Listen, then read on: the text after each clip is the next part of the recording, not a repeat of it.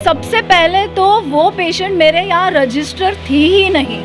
मेरे यहाँ सिर्फ 2 घंटा पहले आई थी पेशेंट 12 तारीख से 18 तारीख तक 5-6 हॉस्पिटल में ऑलरेडी घूम चुकी थी। मेरे को इतना पैसा ले लिया तभी भी दे रहा है। 6:30 बजे लेकर के आए थे भाई और 11:30 बजे मौत हो गई। कि जो पोस्टमार्टम को लेके जो बातें हो रही थी कि बोला कि पहले मैडम ने बोला कि बिना पोस्टमार्टम के लेके जा सकते, उसके बाद में बोला कि नहीं विदाउट पोस्टमार्टम नहीं लेके जा सकते, तो वो सारी बातें क्या? मैं खुद इस बारे में मुद्दा उठाना चाहती थी कि मैं तो बोलती हूँ उसके ऊपर 302, 306 की धारा उसके हस्बैंड पे लगनी चाहिए। 12 से 18 तारीख तक उस लेडी के साथ क्या हुआ?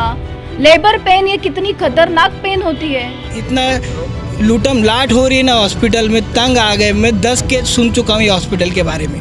ये प्राइवेट हॉस्पिटल है, सो यहाँ पे जो भी चार्जेस है ये मेरे यहाँ बोर्ड पे लगे हुए हैं, या और कहीं है या नहीं आप वेरीफाई कर सकते हो। मेरे यहाँ कोई भी हिडन चार्जेस नहीं है।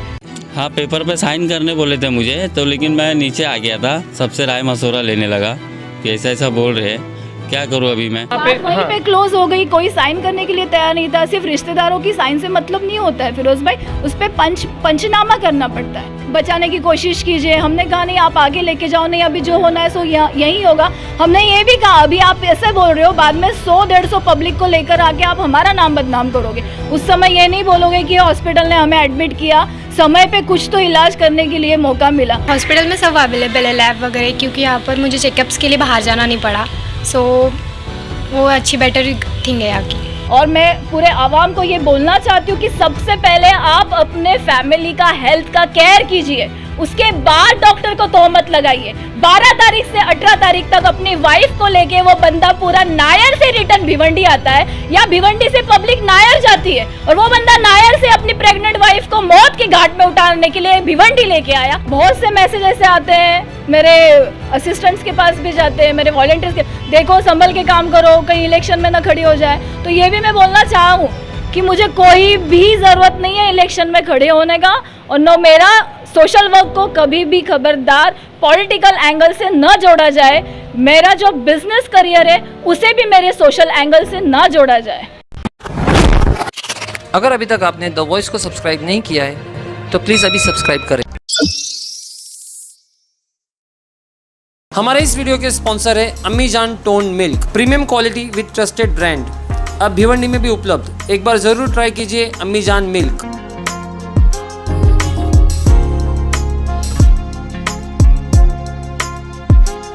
हेलो फ्रेंड्स, मैं Feroz Memon, the Voice News में आप सभी का स्वागत है। फिलहाल हम खड़े भिवंडी के कल्याण रोड हिल लाइफ हॉस्पिटल में। कुछ हफ्तों पहले हिल लाइफ हॉस्पिटल का जो है मुद्दा काफ़ी उजागर हुआ था, काफ़ी जो है मीडिया के अंदर इसकी नाम इनकी ये चर्चा में थे। उसकी वजह ये थी कि यहाँ पे एक पेशेंट लाया गया था, प्रेग्नेंट लेडी थी जिसकी यहाँ पे डेथ हो गई थी। उसके ऊपर कई आरोप लगे थे, लोगों ने काफ़ी हल्ला किया था, लोगों ने आरोप लगाया था हॉस्पिटल के ऊपर कि पोस्टमार्टम की रिपोर्ट पोस्टमार्टम किए बिना, नहीं किए बिना सारी चीज़ें थी। तो उन सारी बातों को जो है क्लियर करने के लिए आज हम यहाँ पे आए, हिल लाइफ हॉस्पिटल में आए हैं। तो हमारे साथ में हिल लाइफ हॉस्पिटल की डायरेक्टर डॉक्टर स्वाति सिंह है। तो मैडम आप ज़रा हमसे बताइए कि क्या उस दिन जो है सारी घटना हुई थी, और उसके बाद में फिर क्या रिएक्शन हुआ हॉस्पिटल के ऊपर, जो है किस तरह का लोगों ने आरोप लगाया, और ये किस हद तक के सही है? फिरोज़ भाई, सबसे पहले तो मैं आपको धन्यवाद बोलना चाहती हूँ, क्योंकि उस दिन की जो न्यूज़ थी आपने वेरीफाई किया हम लोगों से, और इसीलिए कुछ मिसकम्युनिकेशन कम्युनिटी में नहीं जाए, इसलिए उस दिन आपने ये न्यूज़ नहीं लगाई। इसलिए सबसे पहले मैं आपकी बहुत शुक्रगुजार हूँ, क्योंकि जो जर्नलिस्ट होते हैं मैं समझती हूँ कि वो समाज को संबोधित करते हैं, प्लस माइनस ये सारा सब कुछ आपके हाथ में होता है फॉर दैट। और सीरियसली आपकी सारी न्यूज़ बहुत जेन्युइन होती है। सो हम इस टॉपिक पे आते हैं। सबसे पहले तो वो पेशेंट मेरे यहाँ रजिस्टर थी ही नहीं।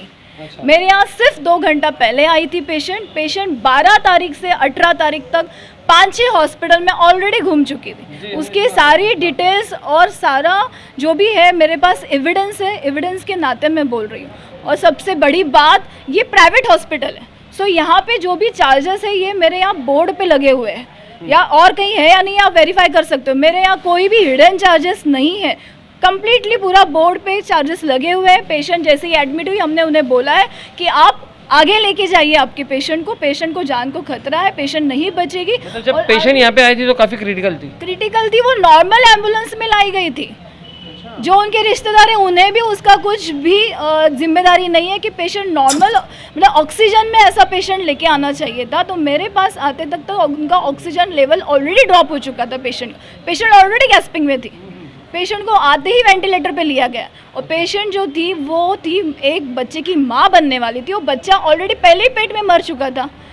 अब मैं खुदा तो नहीं हूँ कि हमारे यहाँ हाथ लगाते ही बच्चे और माँ जिंदा हो जाएंगे। मैं मान सकती हूँ कि उनकी भावनाएं जो भी है पेशेंट, लेकिन उनकी ऑलरेडी मेंटलिटी बन चुकी थी। मैं ये समझती हूँ क्योंकि 12 तारीख से 18 तारीख तक वो क्या कर रहे थे उस पेशेंट के साथ। यहाँ आके यहाँ डेथ हो गई, वो मेरा दुर्भाग्य जी। ये वाकई में मेरा बैड लग है कि उस बेचारी की इतनी दर्दनाक मौत यहाँ पे हुई है। जब मैंने ये सवाल किया उसके हस्बैंड से तो वो मेरे कैबिन से उठ के भाग गया, क्योंकि मैं आप भले भांति जानते हो कि मैं एक औरतों के लिए अन्याय होने की उसके खिलाफ लड़ती हूँ। मैं खुद इस बारे में मुद्दा उठाना चाहती थी कि मैं तो बोलती हूँ उसके ऊपर 302, 306 की धारा उसके हस्बैंड पे लगनी चाहिए। 12 से 18 तारीख तक उस लेडी के साथ क्या हुआ, लेबर पेन ये कितनी खतरनाक पेन होती है, इसका एक लेडी ही समझ सकती है। वो उस दर्द में कितनी भटकी होगी। उसके बाद हमारे यहाँ बिल को लेके तो कोई इशू ही नहीं था, क्योंकि एज यूजुअल पॉलिटिकल स्टंट तो खड़ा हो ही जाता है।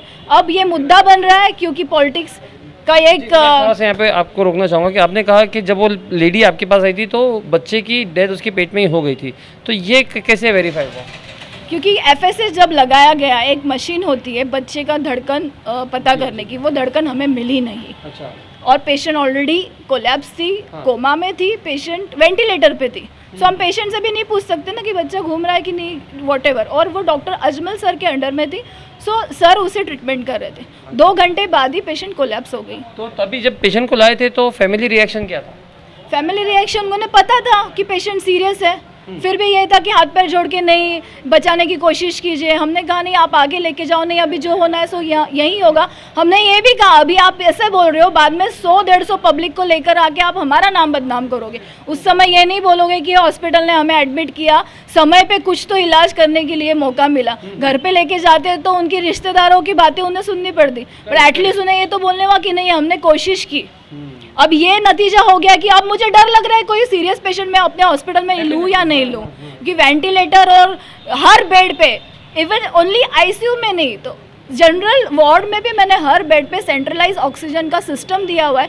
क्यों कोई भी पेशेंट किसी भी वक्त कोलैप्स हो सकता है। डॉक्टर कोई खुदा नहीं, मैं फिर से बोलती हूँ आपको। दूसरा दवाखाना में गया था, मेरा घर वाले वो सब लोग इधर लेके आया। मैं कैसा है कि मालूम नहीं मेरे को, तो वो आके खोले तो तब मालूम पड़ा ये दवाखाना में आए क्या मैं। तो यहाँ पे आपको कितने दिन का ट्रीटमेंट मिला? सबका कितने दिन का ट्रीटमेंट मिला? कितने दिन में? 5 दिन का। 5 दिन थे। तो 5 दिन में आप एकदम अच्छी हो गई? एकदम अच्छे हुआ मैं। अच्छा। टाइम से यहाँ पे जब हॉस्पिटल में आप आए थे तो कुछ ऐसा आपके घर वालों ने बोला कि हॉस्पिटल में सब जबरदस्ती करवा रहे ये? नहीं जबरदस्त नहीं, मेरे घर वाले लेके आए इधर। नहीं, जब आने के बाद में कुछ ये टेस्ट वो टेस्ट ऐसा कुछ जबरदस्ती नहीं किया, जबरदस्त नहीं किया। जबरदस्ती का बिल बढ़ा रहे हैं? है नहीं बढ़ाया। और स्टाफ वगैरह तो मेरा कितना हुआ कि मेरा घर वाला भी नहीं बताया मेरे को। अच्छा। इधर ही कम ही है बिल। अच्छा, बिल मैं बोल रहा है, मेरे 2 बहू भी आए इधर, एक को लड़की हुआ एक को लड़का हुआ। मतलब ये अभी आपका फैमिली हॉस्पिटल सिजरिंग हुआ, एक का नॉर्मल हुआ, वो भी हुआ। मेरे को अच्छा हुआ, मेरा बहू को भी भेज दिया मैं। अच्छा। उतना अच्छा दवाखाना है ये, गलत नहीं, बिल्कुल गलत नहीं। मेरा नाम प्राजक्ता बबन भोईर है। मैं यहाँ पर 1 वीक से एडमिट थी। अभी मेरा जस्ट डिस्चार्ज हुआ है, 3-4 दिन हो गए और अभी चेकअप्स चालू है।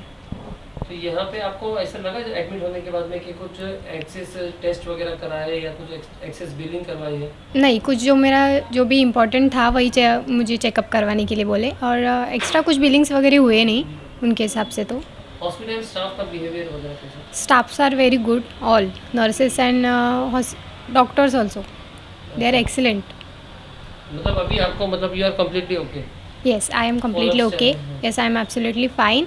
और मुझे अच्छा लग रहा है कि वो मुझे अच्छे से ट्रीट कर रहे थे। हॉस्पिटल में सब अवेलेबल है, लैब वगैरह, क्योंकि यहाँ पर मुझे चेकअप्स के लिए बाहर जाना नहीं पड़ा।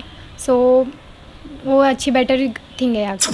मैम एक खोली क्वेश्चन यहाँ पे कि जो पोस्टमार्टम को लेके जो बातें हो रही थी कि बोला कि पहले मैडम ने बोला कि बिना पोस्टमार्टम के लेके जा सकते, उसके बाद में बोला कि नहीं विदाउट पोस्टमार्टम नहीं लेके जा सकते, तो वो सारी बातें क्या थी? जैसे ही पीएम करना डिसाइड हुआ, क्योंकि जिनके अंडर में पेशेंट था वो डॉक्टर रेडी नहीं थे पेशेंट के डीसी देने के लिए, due to the supreme court का जो भी लॉ है पास हुआ है कि मैटरनिटी डेथ है तो उसमें हमें पीएम करना ही करना है as per supreme court, as per the supreme guidelines, because 2 जान है उसमें, वो मालूम तो होना चाहिए कि डेथ किस वजह से हुई है। और ये पेशेंट रजिस्टर थी इंदिरा गांधी हॉस्पिटल में, एक गवर्नमेंट हॉस्पिटल में वो पेशेंट रजिस्टर थी, मेरे यहाँ पे भी रजिस्टर नहीं थी कि मेरी जिम्मेदारी बनती है। सो पहले तो वो पॉइंट वही हो गया। सेकंड थिंग, जब बोला गया कि पुलिस है और सो कॉल्ड नगर सेवक आए, दीना भाई भी आए, सब आए यहाँ पे, उन्हें भी बोला गया कि ठीक है आप साइन कीजिए, आप अगर बोलते कि कुछ नहीं होगा हम हैं तो आप साइन कीजिए। अगर आप मुकर रहे हो उस बात से कि मैं साइन नहीं करूँगा तो फिर ये जिम्मेदारी कौन लेगा? क्यों डॉक्टर ही अपनी हमेशा जिंदगी दाव पे लगाए? सही। तो ये बात वहीं पे क्लोज हो गई, कोई साइन करने के लिए तैयार नहीं था। सिर्फ रिश्तेदारों की साइन से मतलब नहीं होता है फिरोज भाई, उस पर पंचनामा करना पड़ता है। पंचनामा अगर है तो ठीक है, हमने समझा कि एक कॉर्पोरेटर है, एक जिम्मेदार आदमी है, एक समाज को प्रबोधित कर रहा है, तो ठीक है आइए भाई आप साइन करके अपनी जिम्मेदारी पे डेड बॉडी लेके जाइए, हमें कोई प्रॉब्लम नहीं है। तो ये सारी बातें हुई थी, ये सारी बातें हुई, मुकर गए वो लोग कि नहीं हम साइन नहीं करेंगे, तो मैं किस जिम्मेदारी पे करूं? तो मैं गवर्नमेंट लॉ तो मुझे तो गवर्नमेंट लॉ फॉलो करना ही है। फिर हमने पुलिस को बोला कि अब पीएम को ही बॉडी जाएगी। मैं लोगों को ये भी बोलना चाहती हूँ कि मैं किसी मज़हब को लेके कुछ कमेंट नहीं करना है मुझे, लेकिन अगर कोई सरकारी कानून है तो उसे हमें पालन करना ही पड़ेगा, वो कानून को हम क्रॉस नहीं कर सकते। सेकंड थिंग, अगर आप कोई प्राइवेट हॉस्पिटल में जाते हो तो वहाँ का जो भी बिल है वो कोई सरकार से नियमों के आधार पे नहीं बनता है, वो एक प्राइवेट हॉस्पिटल का जो भी ओनर है, जो भी उनकी बॉडी है, वो उनके हिसाब से वहाँ पे रेट चार्जेस होते हैं। आपको अगर मतलब बोलते हैं कर सकते हैं एडमिट तो आप कीजिए, नहीं होता है तो आप गवर्नमेंट में लेके जाइए, हम तो नहीं आते आपके पास कि नहीं आइए हमारे। गवर्नमेंट की तरफ से कुछ गाइडलाइंस तो होगी ना बिल के लिए कि बहुत ज़्यादा एक्सेस नहीं ले सकते, ये सारी चीज़? नहीं, ऐसा कोई भी गाइडलाइन नहीं है। कोविड में गाइडलाइन थी, जिसका पालन हुआ नहीं हुआ है वो तो लोगों को पता है। जो आप बता रहे हो कि प्राइवेट हॉस्पिटल में सरकार की एक गाइडलाइन होनी चाहिए, ऐसी कोई गाइडलाइन नहीं है। वो कोविड के टाइम पे ही थी, मतलब उस वक्त के? यस, कोविड की गाइडलाइन थी कि प्राइवेट, जब गवर्नमेंट के हॉस्पिटल्स कम पड़ रहे थे तब उन्होंने प्राइवेट हॉस्पिटल को टाई अप करना चाहा, तो जब गवर्नमेंट टाई अप करती है तो गवर्नमेंट अपने रूल्स उसमें फॉलो करती है। जैसे अभी हम स्कीम के लिए दौड़ भाग कर रहे हैं, फुले योजना लाने की मैं सोच रही हूँ कि यहाँ भिवंडी के आवाम को कल्याण थाना, नायर, जे कहीं ना जाना पड़े, जितना हो सके हम यहाँ पे फैसिलिटी अवेलेबल कर सके। कैशलेस भी है, उस दर्जे के भी लोग मेरे यहाँ आके एडमिट हो सकते हैं कि कैशलेस मेडिक्लेम है, और जो पुअर कैटेगरी के लोग हैं उन्हें फुले योजना जैसी स्कीम मिले कि ताकि कोई बंदा यहाँ आए तो उसे रिलीफ मिले। तो फुले योजना जब आती है तो वो गवर्नमेंट के स्कीम के हिसाब से ही वो फॉलो होगी। उसमें अगर है कि 1 रुपया भी आपको पेशेंट से नहीं लेना तो हम नहीं लेंगे, पर अभी तो फिलहाल तो मेरा प्राइवेट ही हॉस्पिटल है ना भाई। तो ये जो भी ड्रामा करते हैं हमसे इतना पैसा लिया उतना पैसा लिया, उल्टा मैं चाहूँ तो मैं इज्जत मानहानि दावा लगा दूँ। तो फिर मैडम वो बात कहाँ तक पहुँची अभी, उसके बाद में फिर क्या हुआ? पीएम हुआ है पेशेंट का, उस पेशेंट बॉडी यहाँ से चली गई तो मेरा कोई ताल्लुकात नहीं है भाई, लेकिन इन लोगों ने जो मीडिया में स्प्रेड किया है असली बातें तो लोगों को पता ही नहीं है। और मैं पूरे आवाम को ये बोलना चाहती हूँ कि सबसे पहले आप अपने फैमिली का हेल्थ का केयर कीजिए, उसके बाद डॉक्टर को तोहमत लगाइए। 12 तारीख से 18 तारीख तक अपनी वाइफ को लेके वो बंदा पूरा नायर से रिटर्न भिवंडी आता है या भिवंडी से पब्लिक नायर जाती है, और वो बंदा नायर से अपनी प्रेग्नेंट वाइफ को मौत के घाट में उतारने के लिए भिवंडी लेके आया, और सिर्फ मेरे हॉस्पिटल में वेंटिलेटर की सुविधा है। हम झूठ नहीं बोल सकते किसी को, मेरे पास अगर वेंटिलेटर खाली था तो हमने हाँ बोला और पेशेंट मेरे यहाँ आई। पेशेंट मेरे यहाँ आके कोलैप्स हो जाती है तो उसमें मेरी क्या गलती है? और पीएम करना है, रूल जो है रेगुलेशन है वो हमें फॉलो ही करने पड़ेंगे। कभी कभी ना भाई मेरे मन में एक सवाल आ जाता है, मतलब कोई शेर शायरी नहीं कर रही हूँ, कि एक कोई लेडी आगे बढ़ रही है इसकी तो तकलीफ नहीं है। बहुत से मैसेज ऐसे आते हैं, मेरे असिस्टेंट्स के पास भी जाते हैं, मेरे वॉलंटियर्स के, देखो संभल के काम करो कहीं इलेक्शन में ना खड़ी हो जाए। तो ये भी मैं बोलना चाहूँ कि मुझे कोई भी ज़रूरत नहीं है इलेक्शन में खड़े होने का, और न मेरा सोशल वर्क को कभी भी खबरदार पॉलिटिकल एंगल से न जोड़ा जाए। मेरा जो बिजनेस करियर है उसे भी मेरे सोशल एंगल से ना जोड़ा जाए। जी जी जी मैडम, तो यहाँ पे आपने जो अपने कहेंगे कि एक भावनाएं आपने प्रकट किए, तो इसके साथ साथ में मैं भी यहाँ पे लोगों से कहना चाहूँगा कि जो मैडम ने कहा वो बहुत हद तक कि सही है कि लोगों को भी पहले अपने घर वालों को, अपने पेशेंट का केयर करना चाहिए कि यहाँ से दुनिया जो है बॉम्बे जाती है इलाज करवाने के लिए, अगर ये बॉम्बे से यहाँ पे आए तो आखिर किस बेसिस के ऊपर आए। तो ये मैडम का भी पॉइंट बहुत सारा वैलिड है। जी जी। और मैं एक रिक्वेस्ट करना चाहती हूँ तहे दिल से कि ऐसा सेटअप जो है ये आपके लिए सिर्फ बनाया गया है। मुझे पैसा कमाना होता तो मैंने भिवंडी में कमा के ठाणा में डाला होता सेटअप, जो आम लोग करते हैं। मेरा सेटअप देख के लोग मुझे बोलते हैं कि तूने इतनी बड़ी रिस्क क्यों उठाई भिवंडी में, क्योंकि भिवंडी से मुझे मोहब्बत है। मोहब्बत क्यों है? क्योंकि भिवंडी ने मुझे बहुत कुछ दिया है। अब मैं ये सोचती हूँ कि मेरा समय आया कि मैं भिवंडी को कुछ दूँ। तो कृपया करके मैं विनंती करती हूँ कि आपको कुछ भी प्रॉब्लम है, आप डायरेक्टली हमसे आके शांत दिमाग से हमसे बात कर सकते हैं। आप मीडिएटर्स लाके डॉक्टर और पेशेंट के बीच की दूरियां बढ़ा देते हैं, इससे नुकसान आपका होता है। हॉस्पिटल हमेशा आपको कभी भी काम आ सकता है, एनी टाइम। इमरजेंसी में कभी भी रात बिरात काम आ सकता है, सही बात कहा आपने। और अगर हम इस तरह का माहौल करेंगे तो फिर बहुत सारे हॉस्पिटल ऐसे हो जाएंगे जो इमरजेंसी पेशेंट को फिर एडमिट ही नहीं करेंगे, लेंगे। मुझे डर लग रहा है ना, 4 दिन पहले 1 साल का बच्चा आया, बहुत सीरियस था, लेकिन मैं डर चुकी हूँ। अब मैंने उन्हें बोल दिया कि नहीं भैया, मेरे यहाँ फैसिलिटी मैं नहीं दे सकती हूँ, क्योंकि उसके पीछे 20-25 लोग आ गए और आसपास के 100 करोड़ लोग। और मैं ये अंडरलाइन भी करना चाहती हूँ फिरोज भाई, आपने भी देखा है, अभी से नहीं 2016 से मेरा रेड लाइट एरिया में काम चल रहा है। तो वहाँ के भी कुछ शुभचिंतक है मेरे, जो पूरी तरीके से वॉच रख रहे हैं कि कहाँ से हम इस स्वाति खान को, स्वाति सिंह को यहाँ से भगाए। तो मैं उन्हें भी आगाह करना चाहती हूँ, चाहे मैं रोड पे क्यों ना जाऊँ, लेकिन मैं मेरी बहनों का साथ कभी नहीं छोड़ सकती जब तक उनका मेरे ऊपर विश्वास है। जी जी मैडम, पूरी भिवंडी आपके साथ में है, क्योंकि आप जो नोबल कॉज कर रही है वो वाकई में सराहनीय है। तो दोस्तों ऐसे ही हमारे साथ बने रहे। थी हमारे साथ में डॉक्टर स्वाति सिंह, जो कि अपने पूरे आक्रामक अंदाज में थी, और हमारे साथ ऐसे ही बने रहे। मैं Feroz Memon, the Voice News से, थैंक यू।